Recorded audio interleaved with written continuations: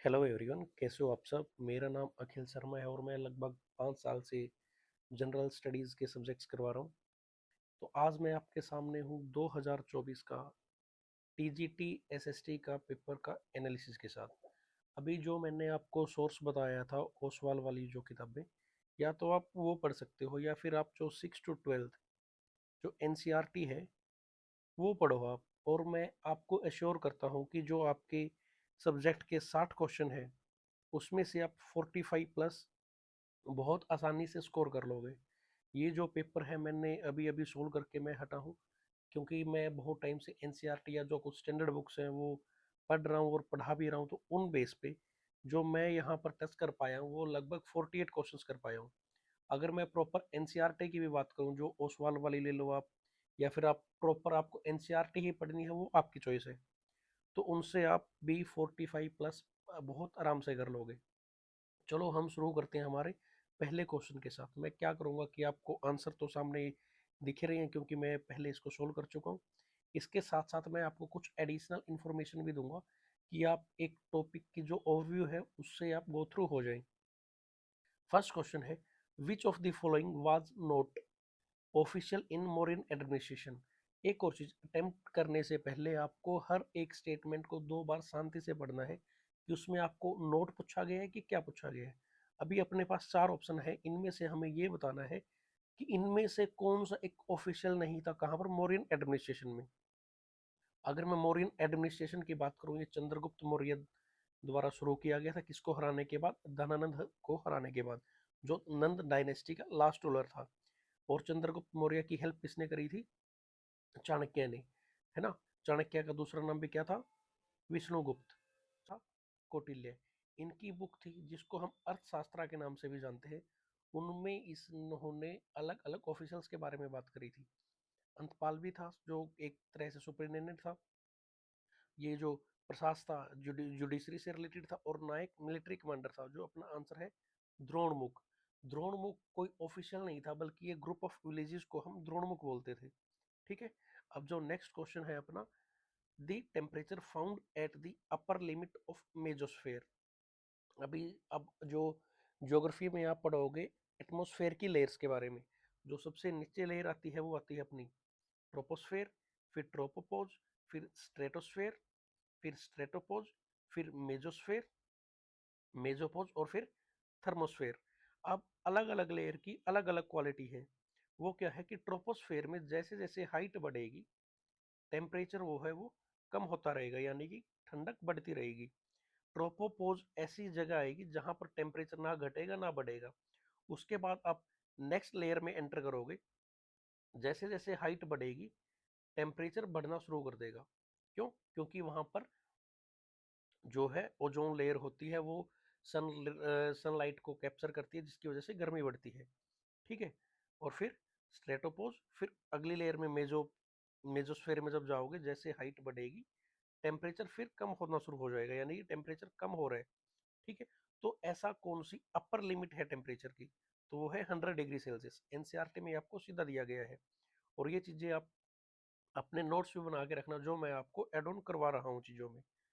अब जो ये क्वेश्चन है, which among the who among the following scholar argued that God not only created Adam as first man, he was also first king on of the earth। ये जो लिखी थी Robert Filmer ने, इनकी जो थ्योरी थी, theory of divine right of king. ये आपको एनसीईआरटी से तो मेरे को बाहर का लग रहा है, क्योंकि मैंने ये नहीं पढ़ा। अब बस आपको मैं ये चीजें मैंने एक्स्ट्रा सोर्स से पढ़ी वो बता रहा हूँ। अब ये चीजें जैसे अटेम्प्ट नेगेटिव मार्किंग नहीं है, तो आप कोई भी तुक्का लगा दो। इसमें आपका होनेस्ट एनालिसिस है कि एज ए स्टूडेंट अगर मैं इस पेपर को अटेम्प्ट करता तो मेरे कितने बनते। तो वो सेफ स्कोर 45 प्लस तो वो है कि जो मेरे को आ रहे हैं। बाकी बची बात 15 की, अगर मैं तुक्का भी लगाता, अगर उसमें मेरा 1/3 भी ठीक होता, तो यानी कि 50 तक वो आराम से चले जाते। ठीक है। अब है next question. JS mill in his book on liberty deals with individual liberty. He distinguish between self regarding action and other regarding action. ये दोनों बात ठीक है। जेएस मिल की जो लिबर्टी वाली बुक है, उन्होंने इसमें ये बोल रहा है कि स्टेट आपको जब तक पुनिश नहीं करेगा जब तक आप कोई हार्मफुल एक्शन नहीं कर रहे हो। ठीक है। ये चीजें मेरी सोशियोलॉजी से थी, तो मैंने जेएस मिल के बारे में थोड़ा पढ़ा हुआ है, तो मेरा इस वजह से ठीक हो गया। अब जो इस टाइप के क्वेश्चन आते हैं उनमें आप ये किया करो कि दोनों पे टिक मार दो, क्योंकि आ नहीं रहा ठीक तो वो वैसे भी हो जाएगा।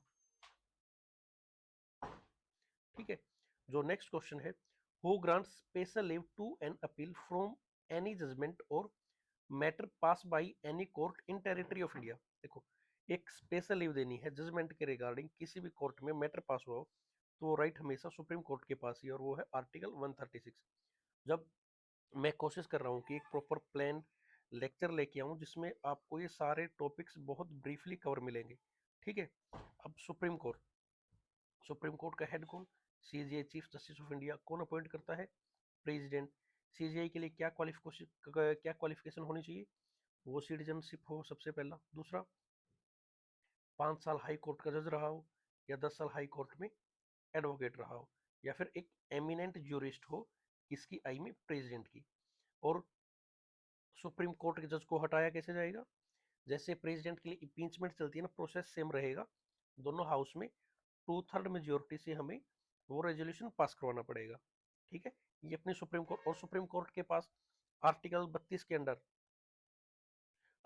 कौन सी पावर होती है? Writ power. यानी सुप्रीम कोर्ट की अगर हम पावर की बात करें तो ओरिजिनल ज्यूरिडिक्शन, उसके बाद एप्लेट ज्यूरिडिक्शन, रिट पावर और कोर्ट ऑफ रिव्यू, है ना। ओरिजिनल ज्यूरिडिक्शन में तो क्या आएगा कि जो मैटर डायरेक्टली सुप्रीम कोर्ट में जाएंगे वो आएंगे ओरिजिनल ज्यूरिडिक्शन के अंडर। और एप्लेट ज्यूरिडिक्शन में कि कोई हाई कोर्ट में मैटर है, वो अपील करना चाह रहा है, वो हायर कोर्ट में चला गया। ओरिजिनल का एग्जांपल ले लो आप, सेंटर और स्टेट का मैटर हुआ, दो स्टेट का मैटर हुआ, यानी कि फेडरल मैटर बेसिकली। और रिट ज्यूरिडिक्शन ये आता है अपना आर्टिकल 32 के अंदर, जब आपके फंडामेंटल राइट वोलेट होते हैं तो सुप्रीम कोर्ट 5 टाइप की रिट इशू करती है। कौन कौन सी? हैबेस कॉर्पस, मेंडेमस, सर्श्योरारी, प्रोहिबिशन और क्यो वारंटो। ठीक है, इनके बारे में हम अलग अलग डिटेल में पढ़ लेंगे। अगर अभी हम ज़्यादा वो करेंगे तो वीडियो थोड़ी सी ज़्यादा लेंदी बन जाएगी। अब ये बताओ, हाई कोर्ट के पास भी क्या रिट इशू करने की पावर है? अगर है तो वो कौन से आर्टिकल में है? ये आपका क्वेश्चन है, कमेंट करके जरूर बताना। अभी आ जाओ next question, in which year right to information act was enacted. किस साल right to information act pass हुआ था? तो 2005। ये बेसिकली सबको पता है, और छठी सातवीं एनसीईआरटी से चीजें शुरू भी हो जाती हैं। Next, which of following layer of interior of earth is in liquid state. कि कौन सी लेयर है जो लिक्विड स्टेट में होगी? Interior of earth. इन चीजों में ध्यान रखना, मेंटल भी अपना लिक्विड होता है और आउटर कोर भी लिक्विड होता है। तो इंटीरियर की बात चल रही है तो इसका आंसर अपना आउटर कोर आएगा, क्योंकि हम अर्थ के बिल्कुल इंटीरियर में जा रहे हैं। ठीक है, अब थोड़ा सा इसके बारे में हम पढ़ें। जो ऊपर वाली लेयर है वो है अपनी क्रस्ट, क्रस्ट के नीचे मेंटल, और मेंटल के नीचे कोर। कोर दो टाइप की होती है, आउटर कोर और इनर कोर। इनर कोर ज्यादा प्रेशर की वजह से अपनी होती है सॉलिड, और आउटर कोर अपनी लिक्विड। मेंटल भी लिक्विड और क्रस्ट अपना सॉलिड। ठीक है, इनकी जो अलग अलग आइडेंटिटी पढ़ोगे कि जो मिनरल कंपोजिशन है कोर क्रस्ट में कैसी है, मेंटल में कैसी है, और कोर में कैसी है, प्रॉपर एनसीईआरटी में सब कुछ है। जैसे सियाल, सीमा, नाइफ, वो सारी चीजें पढ़ोगे। सिलिका, एल्यूमिनियम, सिलिका, मैग्नीशियम और निकल और फेरस मेटल जो कोर में है अपना। ठीक है, नेक्स्ट, नोडल एजेंसी कौन सी है procurement, distribution and storage food grain के लिए? तो फूड कॉर्पोरेशन ऑफ इंडिया, यही इसी का काम है, जो पीडीएस पब्लिक डिस्ट्रीब्यूशन सिस्टम जो चलाती है। फेडरल गवर्नमेंट ऑफ इंडिया कौन सी है जहां पर डिस्ट्रीब्यूशन ऑफ पावर होगी? फेडरल गवर्नमेंट होती क्या है? जब मान के चलो एक गवर्नमेंट है, वो दो लेवल में डिवाइड हो, जैसे सेंटर और स्टेट, और इन दोनों की अलग अलग पावर है। तो फेडरल गवर्नमेंट के लिए कुछ फीचर होते हैं। सबसे पहले डिस्ट्रीब्यूशन ऑफ पावर, और अगर और दूसरे फीचर्स की बात करें, चलो इंडिया का ही आप एग्जांपल लेके चलो। इंडिया में सेंटर भी है, स्टेट भी है। तो सबसे पहला फीचर होता है अपना रिटन कॉन्स्टिट्यूशन, क्योंकि दोनों की पावर अलग अलग लिखी जाएंगी।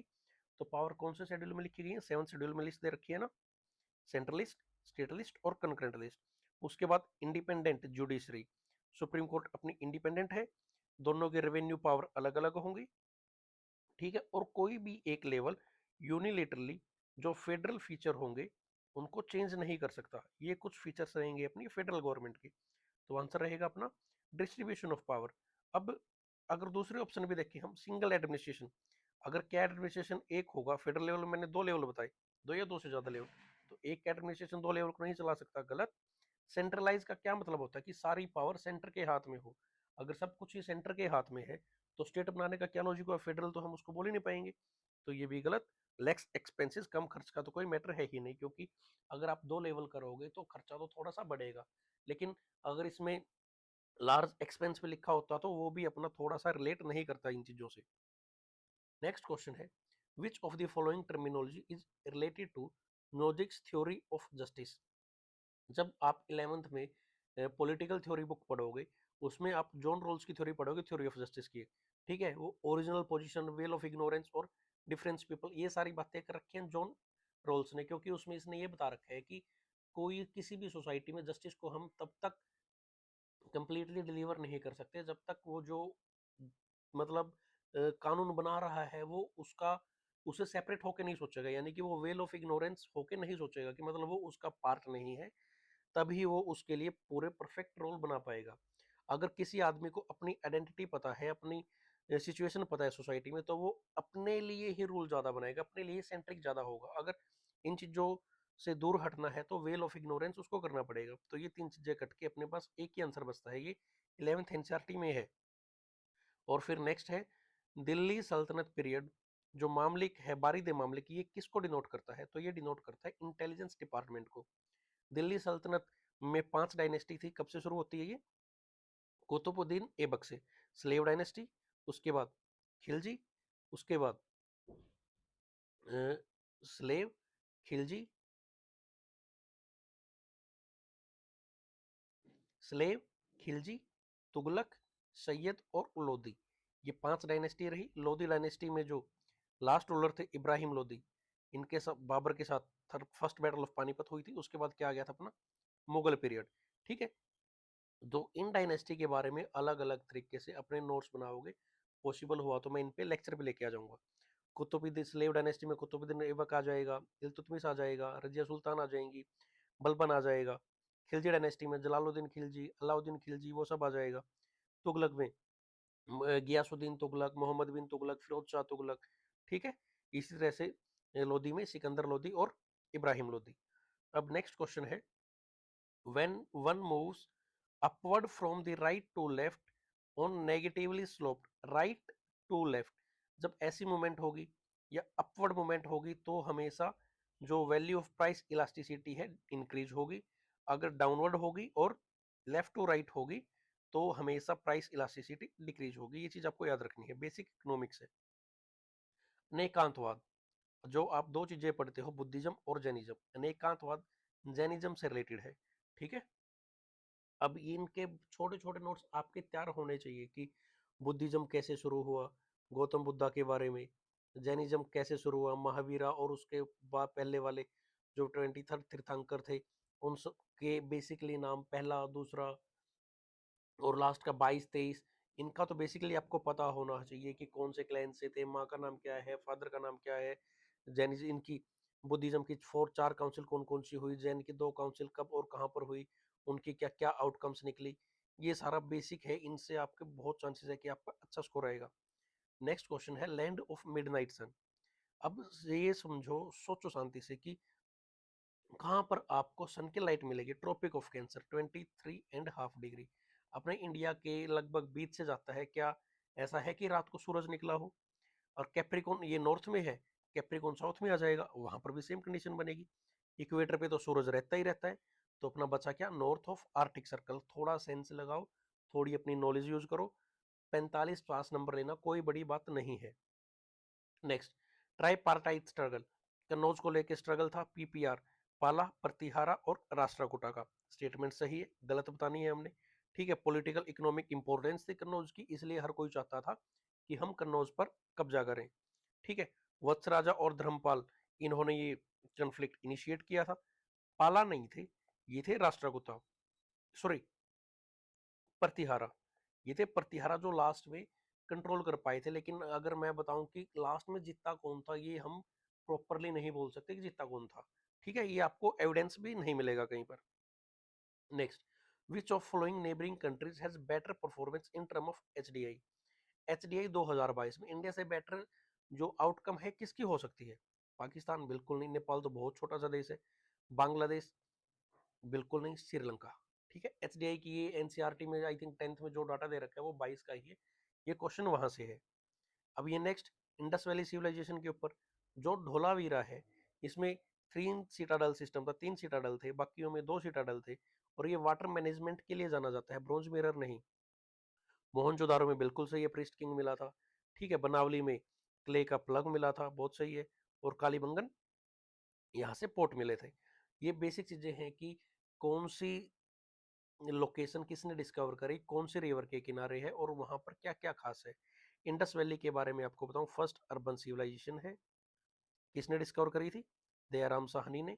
फर्स्ट सिटी हड़प्पा थी। ठीक है, इसी के नाम पे इसको हम हड़प्पा सिविलाइजेशन भी बोलते हैं। हड़प्पा रावी रिवर के किनारे थी, मोहनजोदारो इंडस रिवर के किनारे है। ठीक है, अलग अलग आदमियों ने इनको डिस्कवर किया, और यहाँ की जो स्ट्रीट थी 90 डिग्री एंगल पे काटती थी, ड्रेनेज सिस्टम इनका बहुत बढ़िया था, ये सारे, और पक्की इंटों का इस्तेमाल करते थे, 3:2:1 उन इंटों का जो डायमेंशन थी वो रहती थी। ये बेसिक चीजें अगर आपके शॉर्ट नोट्स बने रहेंगे तो आपको बहुत हेल्प करेंगे। और अर्थ की से बहुत बेसिक सा क्वेश्चन 6ठी क्लास के एनसीईआरटी में है, जियोड। स्फेरिकल नहीं बोलोगे, ये चीज याद रखना। अब डायरेक्टर जनरल ऑफ डब्ल्यूटीओ कौन है? नकोंजियो कोंजो इविला। ठीक है, ये करंट अफेयर का क्वेश्चन, अगर आप थोड़ा बहुत न्यूज़पेपर पढ़ रहे हो तो आराम से टैकल कर लोगे। अब इनके इन क्वेश्चंस के लिए ज्यादा सिरदर्दी लेने की जरूरत भी नहीं है, ना हो तो ना सही, क्योंकि हमने यहाँ से क्या करना है कि 60 में से अगर अपने 45-48 बन रहे हैं तो इनफ है अपने लिए वो। नेक्स्ट, मथुरा, जब कुशाना पीरियड चल रहा था, गांधारा और मथुरा का इमरजेंस हुआ था, उससे रिलेटेड। ठीक है, रेड सैंडस्टोन यूज होता था, बहुत सही। और बुद्धिज्म से रिलेटेड था, क्योंकि जो जैन सॉरी बुद्धिज्म जैन और तीनों की आकृतियां बनती थी। ये बोधिसत्व क्या होता है कि जो पाथ में है प्रॉपर, उसने एनलाइटनमेंट मिला नहीं, या सॉरी मिल चुका है, अब वो मोक्ष छोड़ के दूसरों को एनलाइटन कर रहे हैं। ठीक है, ये बात ठीक है। और large number of Jain sculpture of Kankali टीला मथुरा में मिले हैं, तो ये चीज याद रखोगे। मथुरा बुद्धिज्म, हिंदुइज्म और जैन तीनों धर्म से रिलेटेड थी, ये तीनों स्टेटमेंट अपनी सही है। और the demand function pq is equal to c where c is constant in which of the following statement are correct with respect to this function। ये इकोनॉमिक्स का क्वेश्चन है, ये जब मैम आ जाएंगे प्रॉपर वो चीज करा देंगे।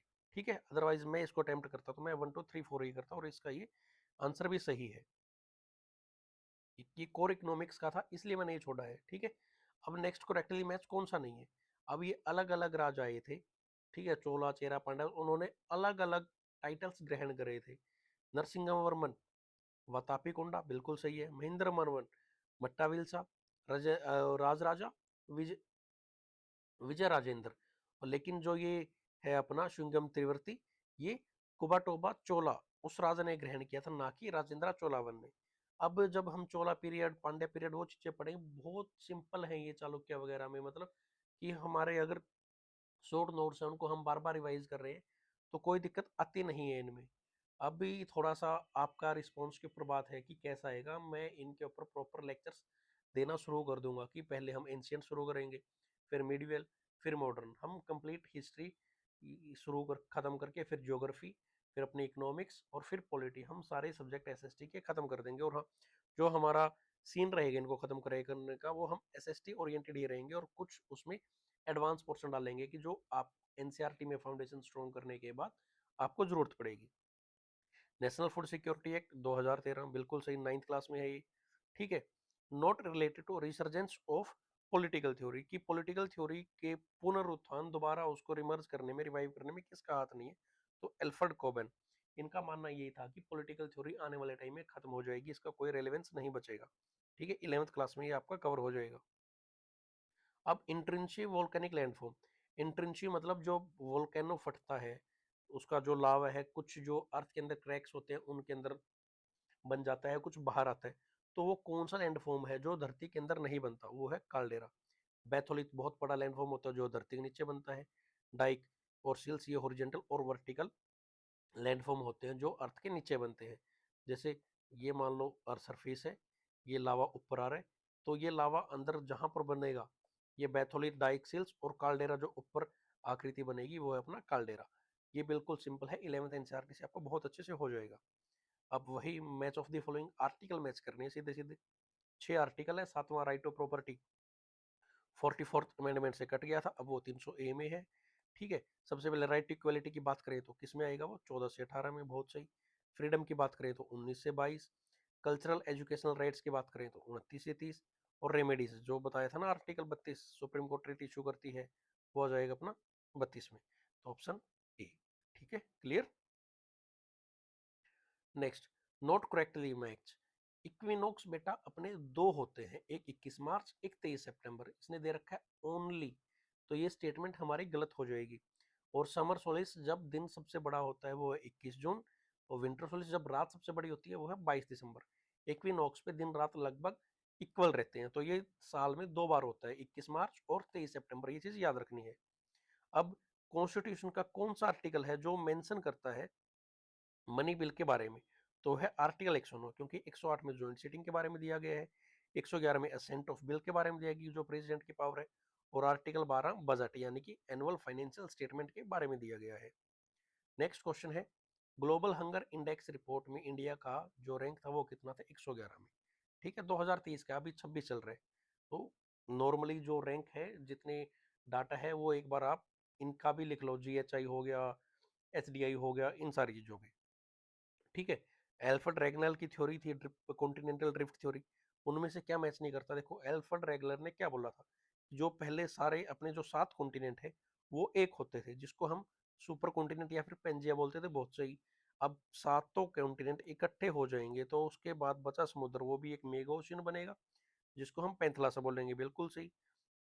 अब उसके बाद जब लैंड टूटनी शुरू हुई, सदर्न कॉन्टिनेंटल मास वो था बेटा सॉरी गोंडवाना अपना, और जो नॉर्थ वाला है जिसमें नॉर्थ अमेरिका यूरोप वगैरह वो आते हैं उसको हम लोरेशिया बोलते हैं। जो इंडिया साउथ अफ्रीका ऑस्ट्रेलिया वगैरह वो आता है अपना गोंडवाना लैंड पे। ठीक है, ये चीज आप याद रखोगे, तो करेक्ट क्या है इसमें से, एक और दो।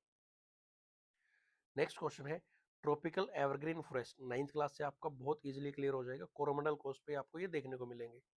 नेक्स्ट, इकोनॉमिक सर्वे 2023-24 में। अब इतना तो चीजें आपको पढ़ने की जरूरत भी नहीं है कि आप, मैं कहूँ कि एक दो क्वेश्चन के लिए इकोनॉमिक सर्वे उठाओ, लेकिन ये है कि अगर आप थोड़ा बहुत अच्छे से पढ़ रहे हो, एनसीईआरटी भी अच्छे से कर रहे हो, तो ये क्वेश्चन तब भी टैकल हो जाएगा। अब पढ़ो पहला, कि agriculture sector provides livelihood to about 42.3% of population, कि एग्रीकल्चर लगभग 40% से ज़्यादा लोगों को एम्प्लॉयमेंट प्रोवाइड करवाती है। स्टेटमेंट बिल्कुल सही है, क्योंकि एग्रीकल्चर प्राइमरी सेक्टर ऐसा सेक्टर है जो जीडीपी में तो आज के टाइम पे सबसे कम कंट्रीब्यूट करता है, लेकिन अगर एम्प्लॉयमेंट की बात करें, जीडीपी में तो सबसे कम, लेकिन एम्प्लॉयमेंट की बात करें तो सबसे ज्यादा। ठीक है, next, the share of agriculture sector in GDP 18.2, बहुत सही। अभी तो लगभग ये 17% के आसपास है, 16-17, लेकिन ये 23-24 का डाटा है, उसके अकॉर्डिंग 24 का पेपर है, तो होपफुली ये 24 का इकोनॉमिक सर्वे होगा उससे है। आगे, the average annual growth rate of agriculture sector remain 4.18% at constant price over last 5 year, बिल्कुल सही। अब देखो, एक ठीक है, दो ठीक है और तीन ठीक है। अब क्या जो प्रोडक्टिविटी है एग्रीकल्चर की इंडिया में, क्या दुनिया में सबसे ज्यादा है, बिल्कुल भी नहीं। तो चार अपनी गलत होगी, तो statement 1 2 3 are correct. Next, ASEAN regional forum कब बना था, 1994 में। आसियान बैंकॉक डिक्लेरेशन 1967 में बनाया गया था, पहले 5 कंट्री थी, 5 कंट्री धीरे धीरे करके बाद में ऐड होती गई, और 2025 में जो इसका लेटेस्ट कंट्री है तिमोर लेस्टे, अब इसमें 11 मेंबर हैं, याद रखना। आसियान में वैसे पहले 10 होते थे, 2025 में तिमोर लेस्टे के ऐड होने के बाद अब 11 है। अच्छा क्वेश्चन है, आपको अभी देखने को मिल सकता है ये, क्योंकि 25 का नया नया करंट अफेयर है। स्टेट इलेक्शन कमिश्नर को कौन अपॉइंट करता है, उस स्टेट का गवर्नर। स्टेट इलेक्शन कमिश्नर ये 73 अमेंडमेंट से आया था। ठीक है, और उसके बाद क्या है, किस किस के इलेक्शन करवाता है, पंचायती राज और म्यूनसिपैलिटी के, ये चीज याद रखना है। पंचायत और म्यूनसिपैलिटी म्यूनसिपल कॉर्पोरेशन के इलेक्शन स्टेट इलेक्शन कमीशन कराता है, ना कि इलेक्शन कमीशन ऑफ इंडिया। ठीक है, ये चीज याद रखना, बहुत बच्चे गलती करते हैं इनमें। Next, which one of the following subject is not included in union list, union list में क्या नहीं है, एग्रीकल्चर, क्योंकि ये कंकरेंट में है। ठीक है, एटॉमिक, बैंकिंग, एयरवेज, ये सब कुछ है अपना यूनियन में, 7th शेड्यूल में दिए गए हैं। Central list, state list, concurrent list. Central list पे यूनियन कानून बनाएगा, स्टेट लिस्ट पे स्टेट कानून बनाएगा, कंकरेंट पे सेंटर और स्टेट दोनों बनाएंगे। दोनों बना सकते हैं। अगर सेंटर बना दे तो सेंटर का ज्यादा चलेगा। और एक होती है चौथी अपनी रेजिडरी लिस्ट, जो सब्जेक्ट इन 3 मैटर में नहीं आएंगे वो आएंगे अपने रेजिडरी में। ये चीज याद रखनी है। और रेजिडरी पे कानून कौन बनाएगा? हमेशा ही union centre. Next, which one of the following is not a coal field of Gondwana? देखो याद करो, इंडिया अपना गोंडवाना में आ रहा था। अब कोल्ड फील्ड की बात करें, गोंडवाना थोड़े पुराने हैं और जो थोड़े से नए हैं उनको बोलते हैं हम टर्सरी। तो ये निचोम, ये अपना जम्मू कश्मीर में है। जो कोरबा, जारिया, रामगढ़, ये सारे गोंडवाना पीरियड का कोल है। ये थोड़ा सा पुराना है। कोल जितना पुराना होगा उतनी अच्छी क्वालिटी का होगा। अगर कोल के आप टाइप्स की बात करो तो सबसे सुपीरियर कौन सा है? एंथ्रेसाइट, फिर बिटुमिनस, फिर लिग्नाइट, फिर पीट। पीट सबसे खराब है, ठीक है। एंथ्रेसाइट सबसे सुपीरियर क्वालिटी है, पोल्यूशन कम करता है और इसकी कैलोरिफिक वैल्यू बहुत ज्यादा होती है, सल्फर कंटेंट कम होता है, मॉइस्चर कम होता है। नेक्स्ट, कौन सी रेंज है जो लेसर हिमालय से रिलेटेड नहीं है? जंस्कर। याद करो क्योंकि ट्रांस हिमालय में पढ़ते हो। लद्दाख, काराकोरम, जंस्कर, ये तो ट्रांस हिमालय में आ गई। फिर आता है अपर हिमालय, मिडिल हिमालय और लेसर हिमालय। लेसर हिमालय शिवालिक वाला। धौलाधार, पीर पंचाल, महाभारत वहां पर आ जाएंगी और जंस्कर उसमें नहीं आएगी।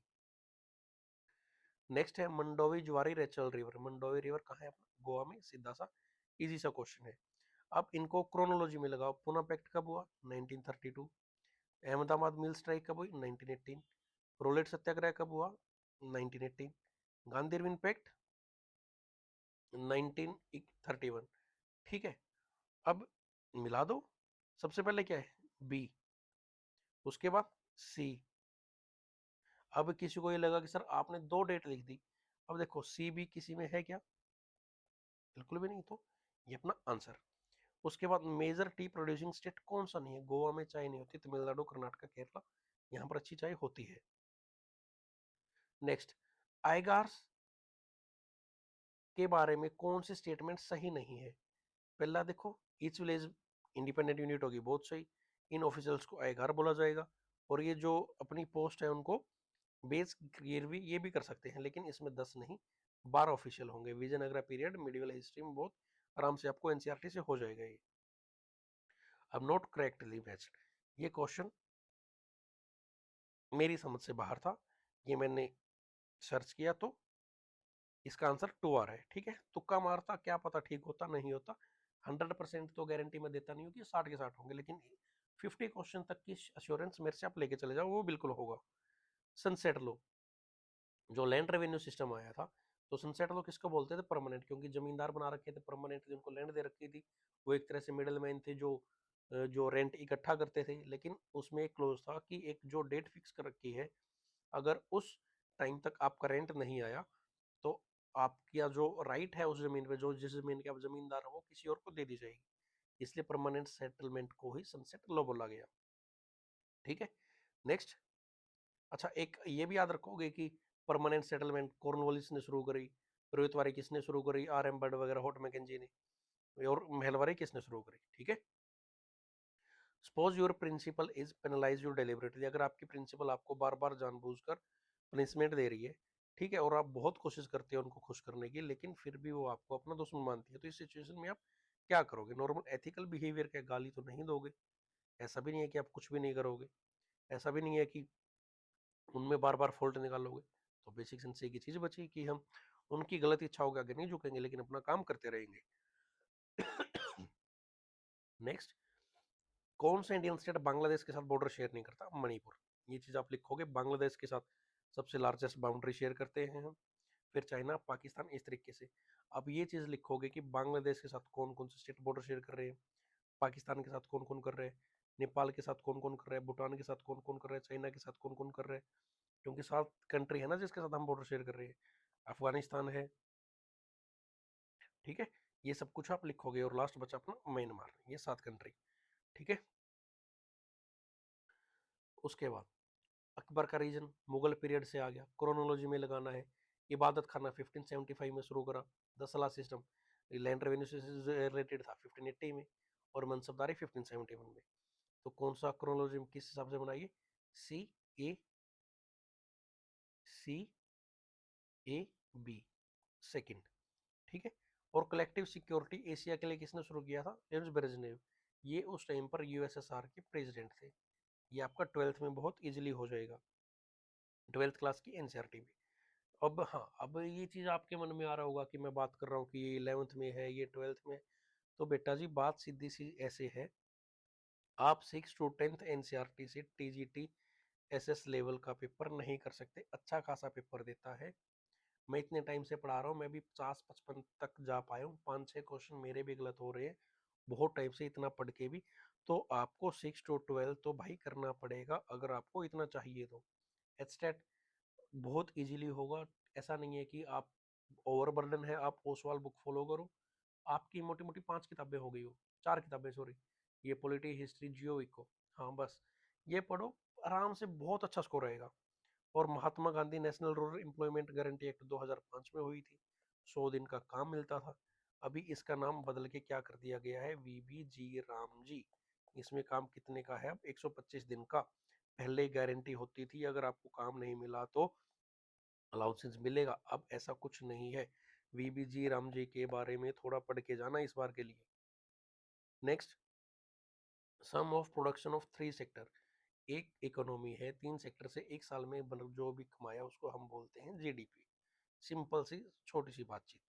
और किरिलताइज क्या है? मंगोल जो चीफ होते थे, सरदार होते थे, उनकी असेंबली को हम किरिलताई बोलते हैं, ठीक है। ये एनसीईआरटी अपना जो मिडिवल हिस्ट्री स्टार्टिंग चलेगी जब मंगोल्स का अटैक वगैरह चलता है चंगेज खान के आसपास से, ठीक है। पब्लिक प्राइवेट आप किस बेस पे बोलोगे? ओनरशिप, अगर सरकार का है पब्लिक है, मेरा इंडिविजुअल का है तो प्राइवेट है। एम्प्लॉयमेंट कंडीशन के हिसाब से क्या हो जाएगा? फॉर्मल इनफॉर्मल हो जाएगा, ठीक है। अलग अलग सेक्टर में आप ऐसे डिफाइन कर सकते हो। नेक्स्ट, करेक्ट इंफॉर्मेशन बतानी है हमने, ठीक है। जब चाइनीज रेवोल्यूशन हुआ 1949 में, इंडिया पहला कंट्री था जिन्होंने चाइनीज की गवर्नमेंट रिकॉग्नाइज किया। बिल्कुल सही करा, क्योंकि हिंदी चीनी भाई भाई हम आसपास इंडिपेंडेंट हुए थे, हम 47 में 49 में, दोनों एशियाई कंट्री थे, ठीक है। ये अंग्रेज हमारे ऊपर रूल कर रहे थे तो थोड़ा था कि हम आपस में मिलके बढ़ेंगे, लेकिन उस टाइम पे हमारी गवर्नेंस थोड़ा ठीक से हैंडल नहीं कर पाई ये इशू। अब जो 1962 में वॉर हुआ, उसके बाद अटल बिहारी पहले नहीं थे, सॉरी, आफ्टर नेहरू, नेहरू के बाद राजीव गांधी गए, फिर वॉर हुआ, सॉरी नेहरू के बाद वॉर हुआ, फिर बहुत टाइम तक हमारे डिप्लोमेटिक रिलेशंस सस्पेंड रहे, फिर राजीव गांधी गए और फिर गए अटल बिहारी वाजपेयी, ठीक है। तो हमारी सिर्फ पहली स्टेटमेंट सही हो जाएगी। अब 1872 में कोई एक्ट आया इंटरकास्ट एंड विडो मैरिज के रिगार्डिंग, उसको आप क्या बोलोगे? देखो, इंटरकास्ट और विडो मैरिज दोनों है ना, तो अलग अलग तो होगा नहीं। स्पेशल मैरिज एक्ट आजादी के बाद आया है, तो बचा एक ब्राह्मा मैरिज एक्ट। सरगैसोसी, सरगैसोसी बेटा नॉर्थ अटलांटिक ओशियन में वो वाला पोर्शन है जहां पर हॉट और कोल्ड करंट आपस में मिक्स होते हैं और फिशेस के लिए बहुत अच्छा ब्रीडिंग ग्राउंड बनाते हैं। वहां पर आपको अलग अलग वैरायटी की छोटी छोटी मछलियां दिख जाएंगी, उसको आप बोलते हो सरगैसोसी। और ये कहाँ पर है? North Atlantic ocean. ये भी अपना एनसीईआरटी में बहुत आराम से क्लियर होगा। अब मॉडर्न हिस्ट्री की ये कुछ एसोसिएशंस हैं, बहुत इजी है, सीधा सीधा एनसीईआरटी से है। बॉम्बे प्रेसिडेंसी एसोसिएशन, फिरोज शाह मेहता, केटी तलंग, बदरुद्दीन तैयब जी। बदरुद्दीन तैयब जी कांग्रेस का फर्स्ट मुस्लिम प्रेसिडेंट भी थे, 1885 में बनी, सही है। Indian association S N Bose और ए एम बोस ने बनाई 1876 में। पूना स्वराजिक सभा एम जी रानाडे ने बनाई 1870 में। और इंडियन लीग शिशिर कुमार घोष ने बनाई 1875 में। तो अपना सेकंड आंसर सही है। ये आपके शॉर्ट नोट्स में एक तो न्यूज़पेपर कौन सा किसने लिखा, कौन सी ऑर्गेनाइजेशन किसने बनाई, कब बनाई, वो चीज़ पता होनी चाहिए, ठीक है। 146, यूरोपियन यूनियन कौन सी ट्रीटी से बना? मास्ट्रिक्ट ट्रीटी 1993। बहुत इजी क्वेश्चन है, 12th की एनसीईआरटी में भी है, और आपको ये आई थिंक यूरोपियन यूनियन से रिलेटेड 10th में मिल जाएगा। और कुछ ग्रासलैंड है, ये पार्कलैंड और पुलकलैंड, ये किससे रिलेटेड है? स्वाना से रिलेटेड है, ठीक है। नेक्स्ट, यूनाइटेड नेशन सेक्रेटरी किसको पीस प्राइज मिला है मरने के बाद, ठीक है। तो ये है डिग हेमरशोल्ड। ये चीजें आप छोड़ सकते हो या तुक्का मार सकते हो, कुछ 7-8 क्वेश्चन तो मिलेंगे आपको ऐसे कि तुक्का भी लगेगा तो भाई कुछ तो ठीक होगा उसमें से। नेक्स्ट, मिल्क प्रोडक्शन में हमारा फर्स्ट स्थान है। और आयरन लॉ ऑफ वेजेस, ये थ्योरी किसने दी? फर्डिनैंड लासाले। ये था अपना कंप्लीटली 60 क्वेश्चन। इसमें से एक बार आप वीडियो में शांति से खुद सोल्व करके देखना, 45 प्लस बहुत आसानी से होगा। अगर ना हो तो एक बार आप एनसीईआरटी पढ़ना, मेरे कहने से बेशक ये आपकी मर्जी है, ओसवाल लो या 6 से 12 लगभग 25 के आसपास एनसीईआरटी बनेगी वो लो। तो मेरे हिसाब से तो ओसवाल की 4 किताबें ज़्यादा अच्छी हैं, कम टाइम में हो जाएंगी। और इनके लिए आप अखिल 10 कोड यूज करना, आपको 10% डिस्काउंट भी मिल जाएगा। ठीक है, और आपकी तैयारी अच्छी हो जाएगी, मेरा अश्योरेंस है। अपना एक पेपर क्लियर हुआ। उम्मीद करता हूँ कि ये सेशन आपको पसंद आया होगा। तो ज़्यादा से ज़्यादा वीडियो को लाइक करें, शेयर करें और सब्सक्राइब करें और जुड़े रहें कंसेप्ट क्लिप्स के साथ। Thank you.